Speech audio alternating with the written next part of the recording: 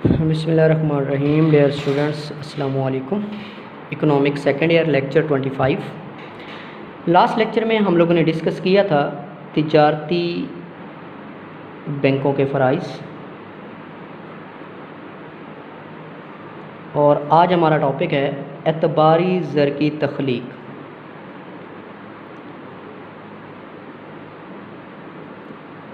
Creation of credit money.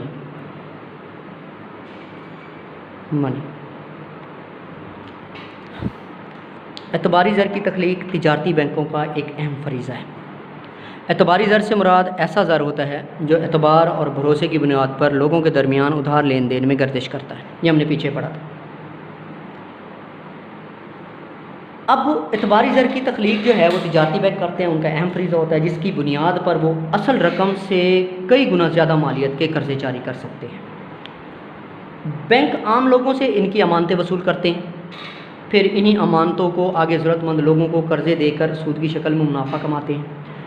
वो जो आम लोगों को कर्ज़े देते हैं वो बरह रास्त रकम उन लोगों को नहीं देते हैं, उनके हवाले नहीं करते हैं, बल्कि रकम उनके अकाउंट में जमा करवा देते हैं। ठीक है, और फिर उनके एक खाता खोलते हैं, उनका रकम उधर ट्रांसफ़र हो जाती है, फिर उन्हें चेक बुक दे देते हैं और वो चेक बुक के ज़रिए जब चाहे रकम निकलवा सकते हैं। इस तरह वो एतबारी ज़र की तख्लीक करते हैं।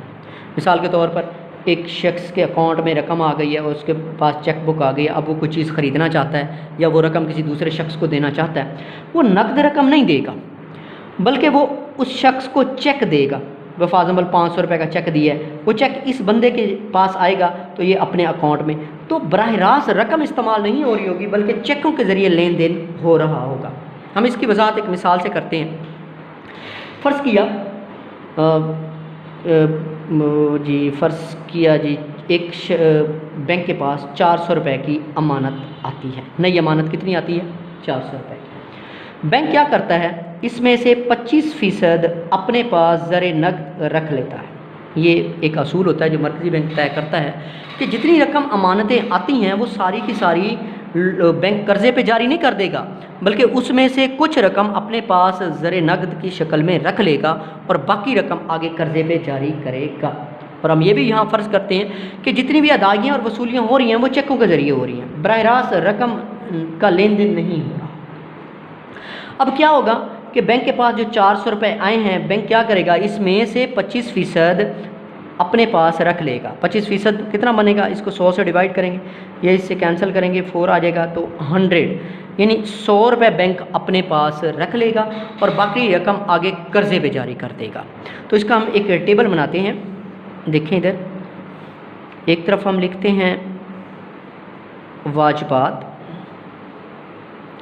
लायबिलिटीज़, और दूसरी तरफ लिखते हैं असासे, एसेट। बैंक के पास जो नई अमानत आई है वो है 400 रुपये की, और इसको हम टोटल करेंगे तो 400 रुपये।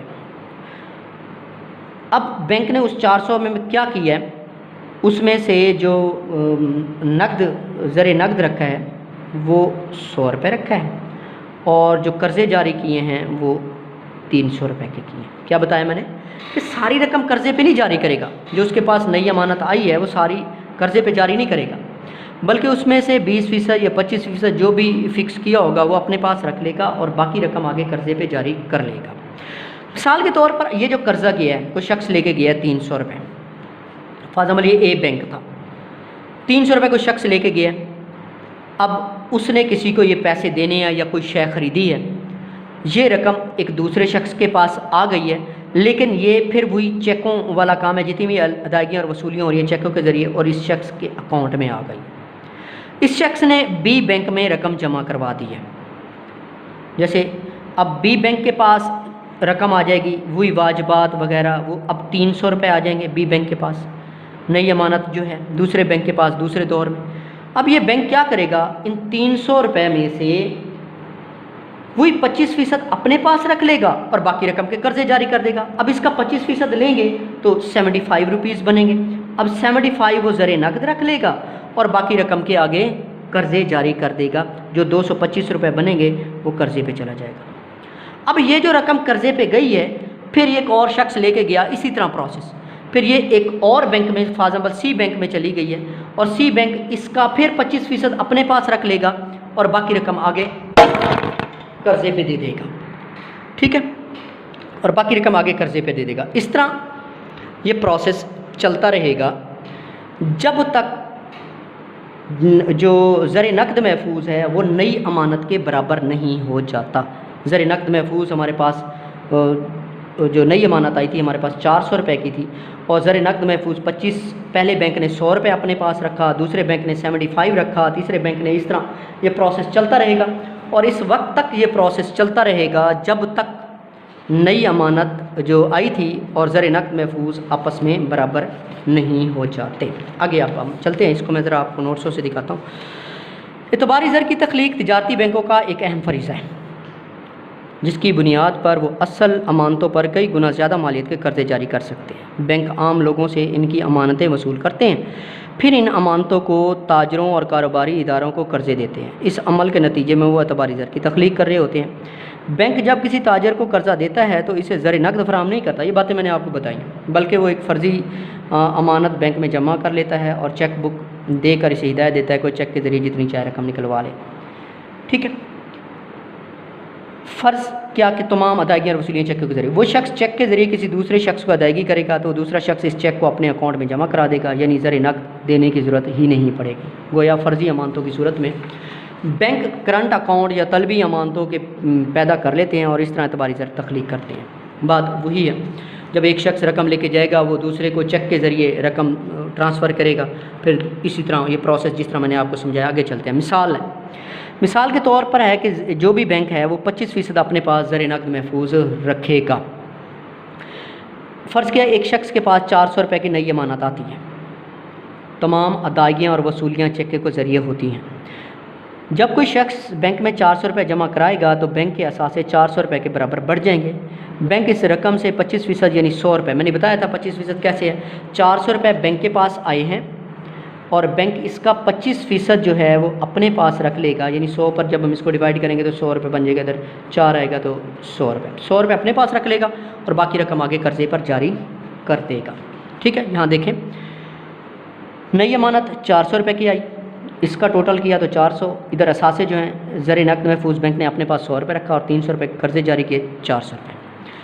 अब आगे क्या होगा, जो शख्स वो 300 रुपये के कर्जे लेके गया है, उसने किसी दूसरे शख्स को ये रकम दी होगी या कोई शय ख़रीदी होगी, दूसरे शख्स के पास चली गई होगी रकम, वो शख्स इस चेक को बैंक में जमा करवाएगा।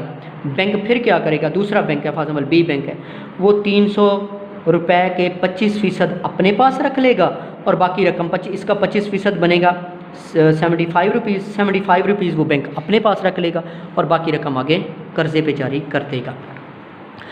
कर्ज लेने वाला शख्स इस रकम को अपने कारोबार में लगाएगा। कारोबार के सिलसिले में वो जिस शख्स को अदायगी करेगा, हम फ़र्ज़ करते हैं वो शख्स भी इस चेक को इसी बैंक या किसी और बैंक में जमा कराएगा। जिस बैंक में ये रकम 400 रुपये जमा कराई जाएगी वो इस नई अमानत का 25% यानी 75 रुपये ज़र नक़द महफूज रख कर 225 रुपये आगे कर्जे पर दे देगा। दोबारा ये बात समझे, ज़रा मैं आपको समझाऊँ ज़रा।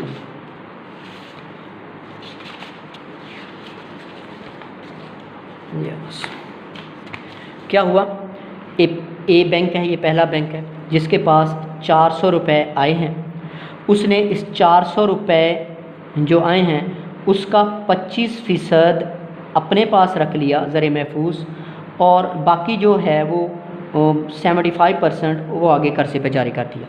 400 रुपये का 25% जो है वो 100 रुपये बनेगा, 100 रुपये ज़र नक़द रख लिया उसने और बाकी 300 रुपये उसने आगे कर्जे पे जारी कर दिए। अब जो ये शख्स कर्ज़ा लेके गया, उसने कोई चीज़ ख़रीदी है या किसी शख्स को अदायगियाँ की हैं, दूसरे शख्स के पास ये रकम आई है, उसने अपने अकाउंट में दूसरे बैंक में जाके जमा करवा दिया। फॉर एग्जाम्पल बी बैंक में ये 300 रुपये की नई अमानत जमा हो गई। अब बी बैंक क्या करेगा, इसमें फिर 25% अपने पास रख लेगा और जो बाकी 75% है आगे कर्जे जारी कर देगा। अब 300 का 25% बनेगा 75 रुपीज़, वो बी बैंक अपने पास रख लेगा और बाकी 225 रुपये के कर्जे जारी कर देगा। अब फिर क्या करेगा, जो शख्स ये कर्ज़ा लेके जाएगा वो फॉर एग्जाम्पल सी बैंक में अपनी रकम जमा करवा देता है चेकों के ज़रिए। अब 225 रुपये सी बैंक में जमा हो गए हैं। सी बैंक फिर क्या करेगा, इसमें से 25% अपने पास रख लेगा। अब इसका 25% बनेगा तकरीबन 160, इसका बनेगा 56.25। कैलकुलेटर से करेंगे, इसका 25% निकालेंगे तो बाकी जो रकम बनेगी 168.75, ये आगे कर्जे पे जारी कर लेगा। फिर इस तरह डी बैंक आ जाएगा। ये प्रोसेस चलना शुरू हो जाएगा, ये चलता रहेगा जब तक नई अमानत कितने की आई थी, 400 रुपये की ए बैंक के पास। ये जो ज़र नकद महफूज आ रहे हैं आपके पास, पहले 100 था, फिर 75 था, फिर 56 था, ये कम होते होते जब ज़ीरो पे आएंगे तो इनको जमा करेंगे तो ये नई अमानत के बराबर ही बनेंगे। उस वक्त तक ये प्रोसेस चलता रहेगा। अब देखें आगे, अब ये पहला टेबल था। कर्ज लेने वाला शख्स इस रकम को अपने कारोबार में लगाएगा। कारोबार के सिलसिले में वो जिस शख्स को अदायगी करेगा, हम फ़र्ज़ करते हैं वो शख्स भी इस चेक को इसी बैंक या किसी दूसरे बैंक में जमा कराएगा। जिस बैंक में ये रकम 400 रुपये जमा कराएगी, वो इस नई अमानत का 25% कितना बनेगा, 75 रुपीज़ ज़र नकद रख कर बाकी 225 रुपये आगे कर्जे पे जारी कर देगा। जैसे मैं आप लोगों को यहाँ समझा रहा था, 225 रुपये कर्ज लेने वाला शख्स जब कारोबार के सिलसिले में अदायगी करेगा तो ये रकम दोबारा किसी बैंक के पास आ जाएगी। अब सी की तरफ चले जाते हैं, सी बैंक की तरफ। तो एक नई अमानत के तौर पर जमा होगी और वो बैंक इसमें से 168, वही 25% इस रकम का अपने पास रख कर बाकी जो है वो आगे कर्जे पर जारी कर देगा। ठीक है, इस तरह अमानतों का 4 गुना यानी 1600 रुपये नहीं हो जाते, जबकि इसकी बुनियाद पर नए कर्ज़े 1200 हो जाएंगे। अब वो मैं बताता हूँ किस तरह हो जाएंगे, वो टेबल देखें। अब पहला दौर 400 रुपये के कर्ज, नई अमानत आई, उसमें से 25% 100 रुपये बैंक ने अपने पास रखा, 300 रुपये के कर्ज़े जारी कर दिए। अब वो 300 रुपये दूसरे बैंक, ये दूसरा बैंक है, उसके पास ये रकम आई, उसने ये अपने पास रख ली, 25% अपने पास रख लिया, बाकी रकम आगे कर्ज़े पर जारी कर दी। तीसरा दौर आया, फिर उसने 25% अपने पास रखा, बाकी रकम आगे कर्जे पे जारी कर दी। चौथा दौर आया, फिर इस तरह ये प्रोसेस चलता जा रहा है।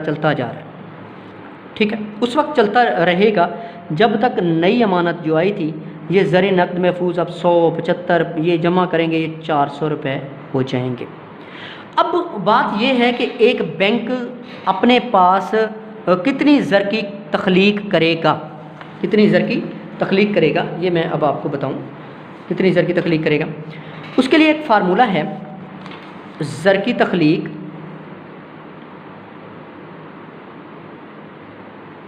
इज़ इक्वल टू नई अमानत मल्टीप्लाई बाय 1/ज़र नकद महफूज। ये इससे हमें पता चलेगा कि ज़र की तख्लीक कितनी होगी। जैसे हमारे पास आई थी 400 रुपये की नई अमानत आई थी, मल्टीप्लाई बाय 1/25% ज़र नकद महफूज था जो अपने पास वो रख लेता था। अब देखें 400 मल्टीप्लाई बाय 1/25, इसको कैंसिल करें, 25/100 तो 400 मल्टीप्लाई बाय 1 मल्टीप्लाई बाय 100/25, ये इधर डिवाइड हो रहा है ना, इधर जाके मल्टीप्लाई हो जाएगा, 1 मल्टीप्लाई बाय ये। ठीक है, अब 25 को इससे कैंसिल करें, 4 आ गया, 400 को 4 से मल्टीप्लाई करेंगे, 1600 आ गया। तो जो 400 रुपये की नई अमानत आई थी उसको इस्तेमाल में लाकर 1600 रुपये की जो है ज़र की क्रिएशन हो चुकी है। इसे हम ज़र की तख्लीक कहते हैं कि तबारी ज़र की तख्लीक को कैसे करते हैं। देखें यहाँ पर बैंक कितना ज़र तख्लीक करता है, इसकी वजाहत दर्ज झैल फार्मूले की मदद से की जा सकती है। फ़र्ज़ करें ज़र नकद का तनासुब 25% है, 400 रुपये की नई अमानत आई है। अब नई अमानत 400, ज़र नकद 2500, नई अमानत ज़रब ज़र नकद, ये आगे आ जाए वो जैसे मैंने आपको यहाँ कैलकुलेशन करके दी है वैसे 400 मल्टीप्लाई 2500, इसको कैंसिल करके उसने 1600 बनाया है। गोया 1600 रुपये की नई अमानतें तख्लीक हुई हैं, जिसमें से 400 रुपये बतौर ज़र नकद महफूज था। ये देखें 400 रुपये बतौर ज़र नकद महफूज था और 1200 रुपये के कर्ज़े जारी हुए हैं। दोनों को जमा करेंगे तो 1600 बन जाएगा। 1600 की जो हैं वो ज़र की तख्लीक हुई है। आगे चलते हैं। गोया 1600 की नई अमानतें जिससे 400 रुपये बतौर ज़र नकद महफूज था और 1200 रुपये का नया कर्जा जारी हुआ है। नई अमानत की बुनियाद पर किस कदर कर्जा जारी हुआ है हो सकता है इस बात का इन्हिसार बैंकों के ज़र नकद पर होता है, यानी ज़र की तख्लीक कितनी ज़्यादा होगी कितनी कम होगी इसका इन्हिसार ज़र नकद महफूज पर होगा। ये जो आपका 25% था, अगर ज़र नकद महफूज कम होगा तो ज़र की तख्लीक ज़्यादा होगी, अगर ज़र नकद महफूज ज़्यादा होगा तो ज़र की तख्लीक कम होगी। मिसाल के तौर पर हम इसी मिसाल को लेते हैं। जब हमने इसकी कैलकुलेशन की है कि हमारे पास ज़र नकद महफूज 25% है, तो हमने 400 की नई अमानत पर 1600 की ज़र की तख्लीक की है। अगर ज़र नकद महफूज 25% की बजाय 20% हो जाए तो क्या बनेगा? ज़र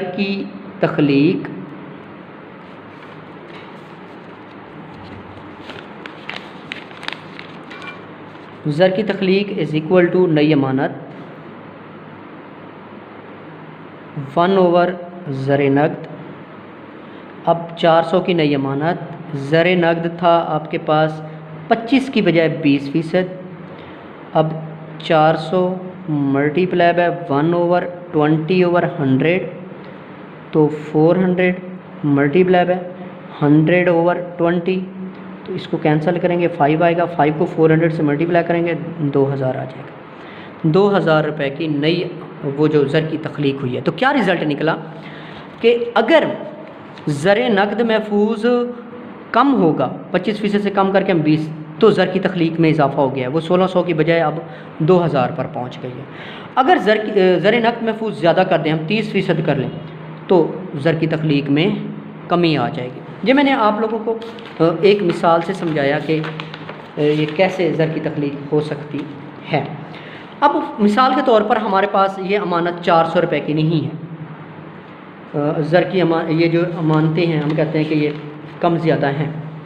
कोई और नई अमानत हम ले लेते हैं तो उससे भी हम ज़र की तख्लीक निकाल सकते हैं। मिसाल के तौर पर भाई हमारे पास एक नई अमानत आई है 1000 रुपये की और हमारे पास 20% ज़र नकद महफूज है। एक और मिसाल से आपको समझा रहा हूँ। पहला बैंक क्या करेगा, 1000 रुपये मल्टीप्लाई बाय 20% ओवर 100 क्या करेगा, 1000 रुपये मल्टीप्लाई बाय ये इससे कैंसिल करें, इससे 10 20 से मल्टीप्लाई करेंगे, ये इससे कैंसिल हो गया तो 200 रुपये बनेगा। ए बैंक क्या करेगा, उसमें से 200 रुपये अपने पास रख लेगा, 800 रुपये के कर्ज़े जारी करेगा। अब ये रकम 800 रुपये जो कर्ज़े गए हैं, जो भी शख्स ले गया उसने अपने अकाउंट में जमा करवा दिए हैं। बी बैंक के पास 800 रुपये की नई अब ए बैंक से उसने लिया, कोई ख़रीदारी की, कोई सरमायाकारी की, ये पैसा किसी और शख्स के पास गया, उसने फॉर एग्ज़ाम्पल फ़र्ज़ किया इस चेक को इधर डाल दिया। अब बी बैंक क्या करेगा, 800 रुपये का 20% अपने पास रख लेगा, इससे कैंसिल कर दें, ठीक है। 160 रुपये वो अपने पास रख लेगा, बाकी रकम आगे कर्ज़े पे जारी कर देगा। इस तरह ये सिलसिला चलना शुरू हो जाएगा, चलता रहेगा, जैसे मैंने पीछे बताया। अब यहाँ ज़र की तख्लीक कितनी होगी, नई अमानत मल्टीप्लाई बाय 1/ज़र नकद। अब नई अमानत हमारे पास आई थी 1000 रुपये की और ज़र नकद था हमारे पास 20%, तो 1000 रुपये मल्टीप्लाई बाय 1/20/100, तो 1000 मल्टीप्लाई बाय 100/20 से कैंसिल करेंगे 5, तो कितना आ जाएगा, 5000 रुपये की हमारे पास नई अमानत आ जाएगी, ठीक है। तो ये ज़र की तख्लीक का तरीका है। आप अपनी मर्ज़ी से कोई एग्ज़ाम्पल ले सकते हैं, कोई भी नई अमानत लें और ज़र नकद महफूज भी अपनी मर्ज़ी से लें, 20% लें, 25% लें, कुछ भी लें, आप इसको कैलकुलेट कर सकते हैं। तो ये बात MCQs में आ सकती है कि अगर ज़र नकद जो है वो ज़्यादा हो जाएगा तो ज़र की तख्लीक में कमी आ जाएगी, अगर ज़र नकद महफूज कम होगा तो ज़र की तख्लीक में इजाफ़ा हो जाएगा, ठीक है बेटा। अगर कोई प्रॉब्लम हो इस क्वेश्चन में, थोड़ा सा मैथमेटिकल क्वेश्चन था, अगर आपको कोई प्रॉब्लम हो रहा है, समझ नहीं आ रहा है ये क्वेश्चन, तो आप ज़रूर आके पूछ सकते हैं, या कोई और मसला हो तो वो भी बता सकते हैं, ठीक हो गया बेटा। आज हमने पढ़ा है एतबारी ज़र की तख्लीक, एतबारी ज़र की तख्लीक। कल हमने पढ़ा था वो तिजारती बैंकों के फ़राइज़।